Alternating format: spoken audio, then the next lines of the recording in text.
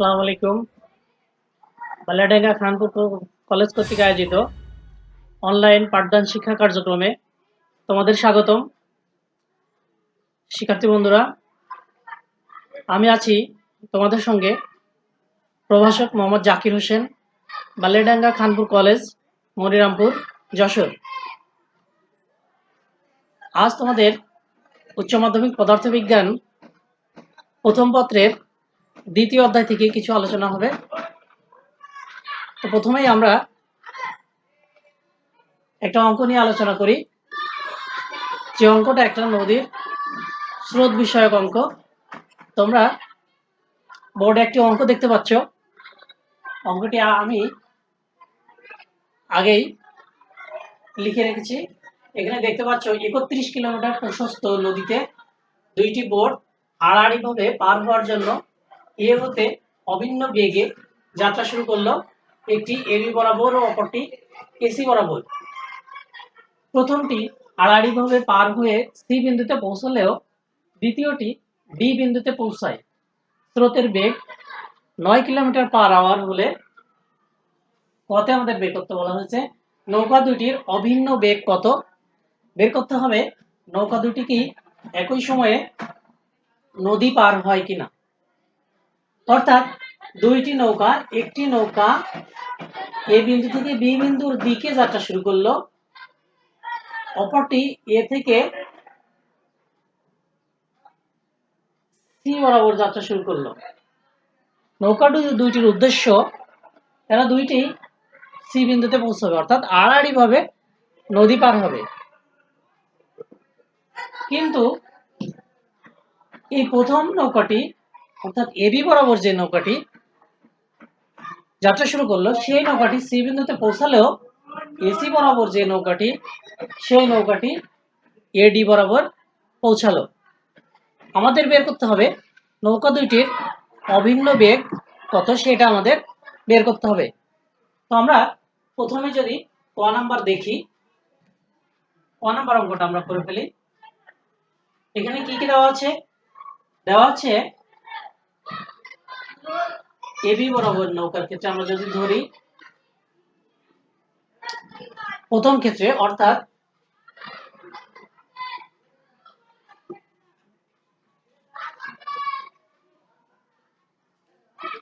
AB বরাবর নৌকার ক্ষেত্রে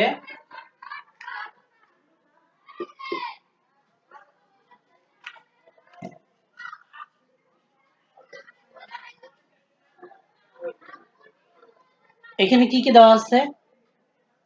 স্রোতের বেগ দেওয়া আছে,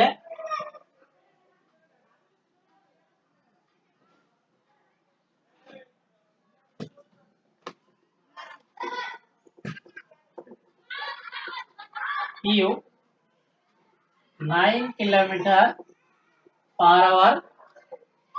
আর কি দেওয়া আছে আমাদের? আমাদের এই যে কোণ, স্রোত ও নৌকার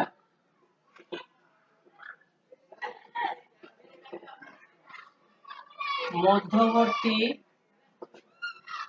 কোণ আলফা সমান, দেখো এই কোণটা 90 ডিগ্রি, এটা আর এটা 30 ডিগ্রি, তাহলে 90 প্লাস 30 120 অর্থাৎ 120 ডিগ্রি। 120 ডিগ্রি আমাদের বের করতে হবে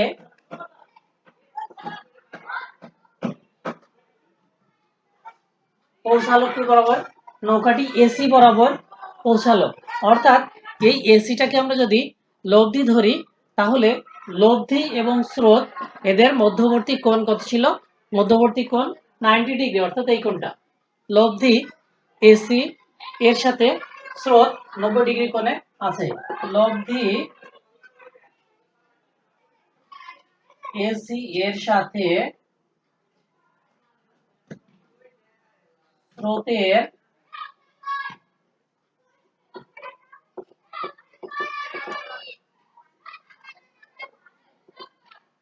উৎপন্ন কোণ থিটা সমান 90 ডিগ্রি। আমাদের বের করতে হবে নৌকার বেগ। নৌকার বেগ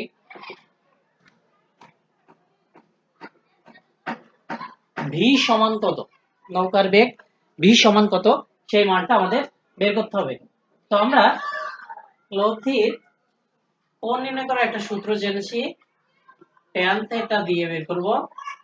tan থিটা সমান ছিল q sin alpha by p plus q cos alpha.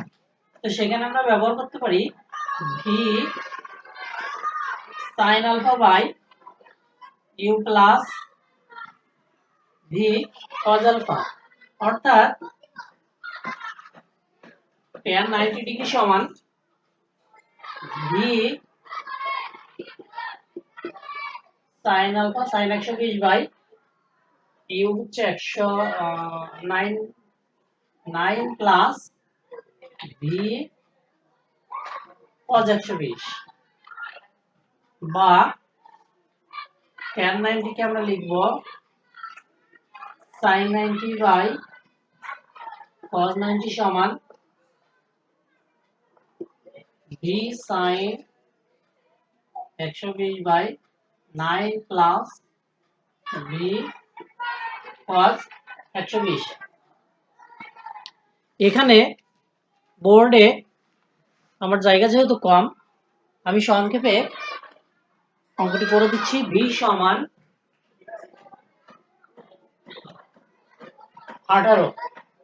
18 kilometre per hour. এই বেগটা হচ্ছে নৌকার বেগ, অর্থাৎ দুইটি নৌকা এ বিন্দু থেকে 18 কিলোমিটার পার আওয়ার বেগে, একটি এবি বরাবর অপরটি এসি বরাবর যাত্রা শুরু করলো। প্রথমটি সি বিন্দুতে পৌঁছালো, কিন্তু দ্বিতীয়টি এ বিন্দু থেকে বি বিন্দুতে পৌঁছালো। তাই নৌকা দুটির অভিন্ন বেগ 18 কিলোমিটার পার আওয়ার। আমরা যদি হতে চাই তাহলে এখানে আমরা লিখে ফেলি 18 কিলোমিটার পার আওয়ার। পরবর্তী অঙ্কে নৌকা দুটি কি একই সময়ে নদী পার হবে কিনা আমাদের সেই মানটা বের করতে হবে।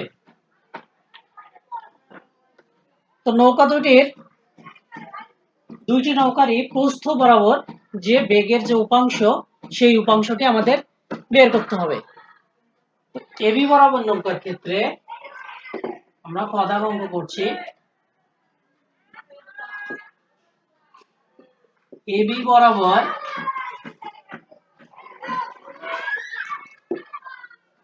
নৌকার ক্ষেত্রে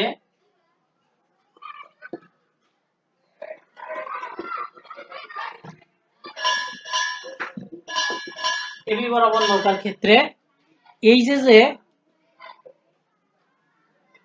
নৌকা এবং স্রোত, এই নৌকা এবং স্রোতের মধ্যবর্তী কোণ ছিল 120 ডিগ্রি। তাহলে আমরা নদীর প্রস্থ বরাবর নৌকার বেগের উপাংশ বের করে ফেলি। এবি বরাবর নৌকার ক্ষেত্রে নদীর প্রস্থ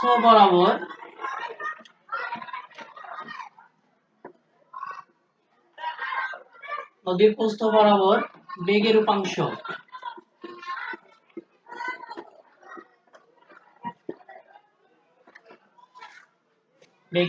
আমরা লিখব ভি এবি সমান ভি সাইন 120 ডিগ্রি। এখানে মানগুলো যদি বসা দেই তাহলে আমরা পাবো 15.588 15.588 কিলোমিটার পার আওয়ার। সুতরাং নদী পার হতে সময় টি এবি যদি ধরি, টি সমান এস বাই ভি। নদীর প্রস্থ ছিল কত? 31 কিলোমিটার। টি সমান S by V, S by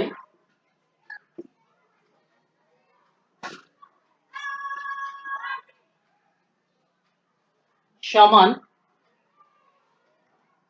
1.99 ঘন্টা। এটা এবি বরাবর যে নৌকাটি যাচ্ছে সেই নৌকাটির নদী পার হতে এই সময়টা লাগবে। এবার এসি বরাবর যে নৌকাটি যাত্রা শুরু করলো,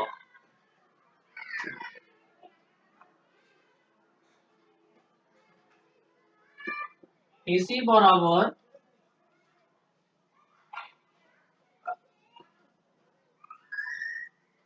নৌকার ক্ষেত্রে নদীর প্রস্থ বরাবর বেগের উপাংশ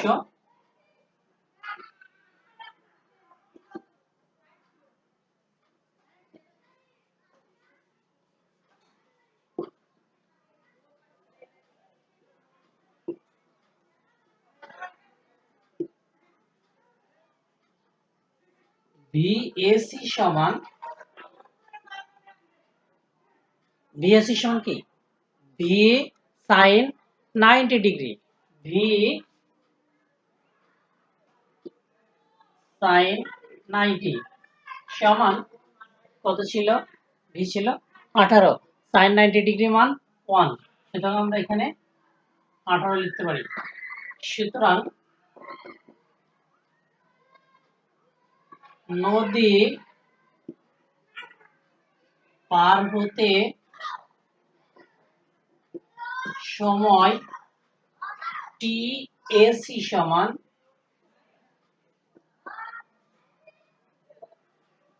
এস বাই ভি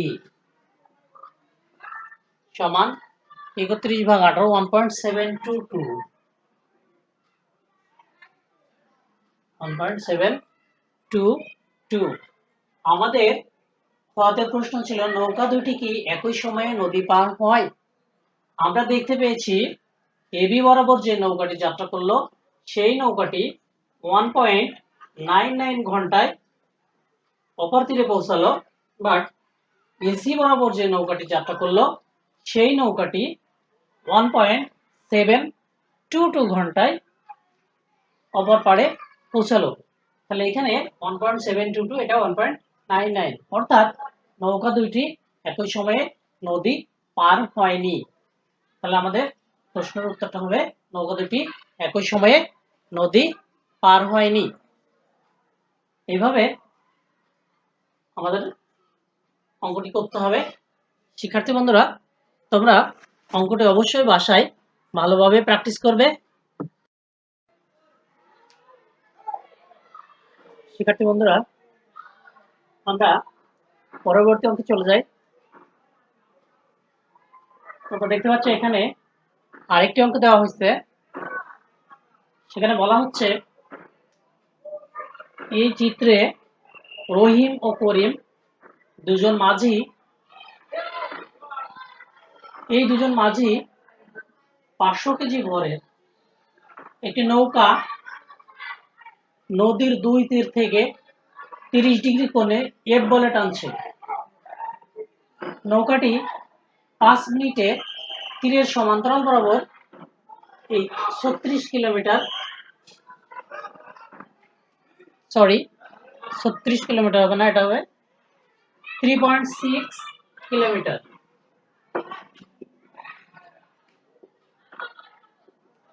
3.6 কিলোমিটার পথ অতিক্রম করে। করিম রহিমকে বলল সমান টানে এই দূরত্ব 5 মিনিটের কম সময়ে পৌঁছানো যায়। আমাদের বের করতে হবে বল এফ এর মান কত, আর করিমের এই বক্তব্যটি সঠিক কিনা সেটা যাচাই করতে হবে। তো এখানে কি কি তথ্য দেওয়া আছে সেই তথ্যগুলো আমরা আগে লিখে ফেলি। দেওয়া আছে নদীর প্রস্থ এস লিখলাম, 3.6 কিলোমিটার, 3600 মিটার। উৎপন্ন কোণ থিটা সমান 30°। আর কি দেওয়া আছে? টাইম দেওয়া আছে 5 মিনিট। সময় t সমান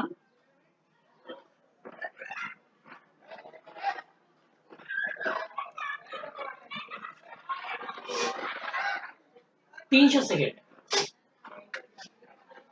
5 মিনিট। এই যে নৌকা, এই নৌকার ভর দেওয়া আছে m সমান 500 কেজি। বলা হয়েছে স্থির পানিতে একটি নৌকা, অর্থাৎ নৌকাটিও স্থির ছিল, তাহলে নৌকাটির আদি বেগ u সমান 0 বা স্রোতের বেগ u সমান 0। এখন যেহেতু রহিম এবং করিম দুজনই f বলে নৌকাটিকে টানছে, তাহলে আমরা লব্ধি বলটা বের করে ফেলি। f cos θ plus f cos θ সমান ma। এখন তার আগে আমরা বের করে নিয়ে এসে আমরা জানি s সমান ut plus half a t square. s ছিল 300, ut plus half a t square. অর্থাৎ এখানে আমরা যদি s এর মান নাও বসাই, তাহলে পাবো a সমান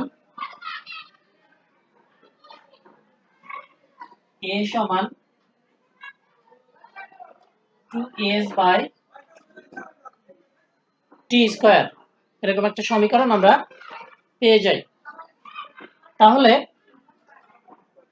এই এর মানটা যদি আমরা এখানে বসিয়ে দিই, তাহলে আমরা পাই 2f cos θ সমান m into 2s by t square. এখন এই যে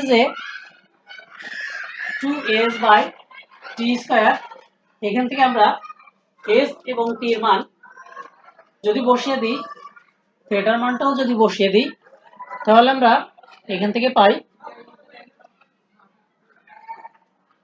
cos θ সমান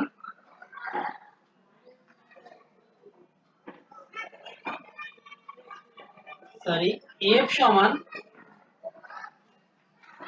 m into 2s by 2 cos θ into t square. m এর মান ছিল আমাদের 500, আর এই টু বাদ দিলাম। s এর মান ছিল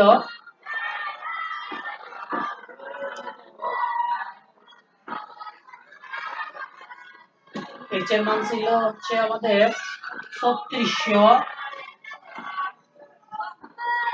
ভাগ cos 30°, t এর মান ছিল 300। যেহেতু 300 স্কয়ার আছে, আমরা 300 গুণ 300 লিখতে পারি। cos 30 এর মান আমাদের কত? cos 30 এর মান √3/2। এখানে আমরা সবগুলো রাশির মান বসিয়ে দিলে f এর মানটা পেয়ে যাচ্ছি 23.09 নিউটন। 23.09 নিউটন। এটা হচ্ছে অভিন্ন বল f। এই যে দুজন মাঝি f বলের নৌকাটিকে টানছে, f বলের মান 23.09 নিউটন। কথা বলা হয়েছে করিমের বক্তব্যের সঠিকতা যাচাই করো। করিমের বক্তব্য কি ছিল? করিম রহিমকে বলল সমান টানে, অর্থাৎ এই বলে এই দূরত্ব 5 মিনিটের কম সময়ে অতিক্রম করা সম্ভব। তো আমরা পদার্থ যখন করব, খ অংশটি আমরা করব। আমরা কিছু অংশ মুছে দিতে পারি।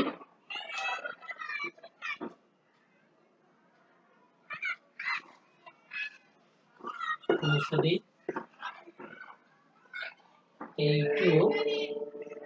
এইটু কেটে দিই। তাহলে আমরা এখান থেকে পাচ্ছি, এই অংশটা আমরা লিখে রাখি, cos θ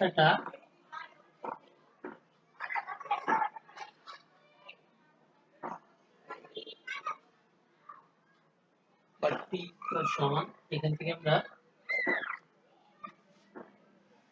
টাইম বের করব, যেহেতু আমরা লিখতে পারি t স্কয়ার সমান ms বাই f cos θ। এটা আমরা থেকে পাই।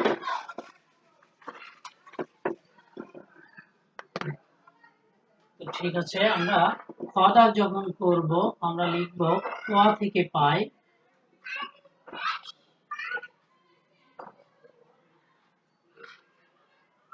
t স্কয়ার সমান ms বাই f cos θ। ক থেকে পাচ্ছি। এই সমীকরণ অনুযায়ী এই টির মান cos θ, এখানে যে রাশিগুলো আছে, ভর m আর এই দূরত্বটা s 3.6 কিলোমিটার, f বল, এইগুলো সব কনস্ট্যান্ট নির্দিষ্ট করা। এখানে m এর মান 500 কেজি, s এর মান 3.6 কিলোমিটার, f এর মান, এই মানটা আমরা পেয়েছিলাম 23.09 নিউটন। এগুলো সব নির্দিষ্ট। এই cos θ আমরা চেঞ্জ করতে পারি। দেখা যাচ্ছে এই সমীকরণে এই টি স্কয়ারের মান cos θ এর ব্যস্তানুপাতিক। তাহলে cos θ এর মান যদি বৃদ্ধি পায়, টি স্কয়ারের মান কমে যাবে। cos θ এর মান কমে গেলে টি স্কয়ারের মান বেড়ে যাবে। এখন cos θ এর মান যখন বৃদ্ধি পাবে, অর্থাৎ θ এর মানের উপর নির্ভর করবে cos θ এর মান বৃদ্ধি পাবে নাকি কমে যাবে। তো আমরা জানি cos 0 ডিগ্রি মান সর্বোচ্চ আর cos 90 ডিগ্রি মান কমতে থাকে। অর্থাৎ θ এর মান যত কমতে থাকবে cos θ এর মান তত বাড়তে থাকবে, আর cos θ এর মান যত বৃদ্ধি পাবে এখানে টি স্কয়ারের মান বা টির মান তত কমতে থাকবে। তো আমরা θ এর মান বেশি হলে cos θ এর মান কি হবে? কমে যাবে। আমরা ধরি, একটা মান ধরে নিই, ধরি θ সমান 10 ডিগ্রি। সুতরাং টি স্কয়ার সমান ms বাই f cos 10। এখানে যে রাশিগুলো আছে সব রাশিগুলোর মান যদি আমরা বসিয়ে দিই, m এর মান ছিল 500, 3600, f এর মান আমরা পেয়েছিলাম 23.09, cos 10 সমান, এই মানটা আমাদের আসে 79, এই মানটা আমরা পাচ্ছি 282.07, 282.04 সেকেন্ড সমান, এটা কিসের মান? টি এর মান। এখান থেকে আমরা ক্যালকুলেশন করলে টি এর মান পাই 282.04, 282.04 সেকেন্ড বা 4.7 মিনিট, 4.7 মিনিট। তাহলে দেখা যাচ্ছে যে রহিম এবং করিম দুজন 30 ডিগ্রি কোণে নৌকাটিকে টানছিল। এই নৌকাটিকে যদি 30 ডিগ্রি কোণে না টেনে 10 ডিগ্রি করে টানা হতো, তাহলে 5 মিনিটের জায়গায় সময় লাগতো 4.7 মিনিট, অর্থাৎ সময়টা কমে যেত। অর্থাৎ তারা যে কোণে টানছিল তার থেকে কম কোণে যদি নৌকাটিকে টানা যেত, তাহলে নৌকাটি ওই একই বলে 5 মিনিটের কম সময়ে পৌঁছানো সম্ভব হতো। অর্থাৎ এখানে করিমের বক্তব্যটি সঠিক ছিল, আমরা বলতে পারি করিমের বক্তব্যটি সঠিক ছিল। তো প্রিয় শিক্ষার্থী বন্ধুরা, আজ এ পর্যন্ত। ধন্যবাদ। সবাই ভালো থাকো, সুস্থ থেকো, অবশ্যই সাবধানে থেকো। আল্লাহ হাফেজ।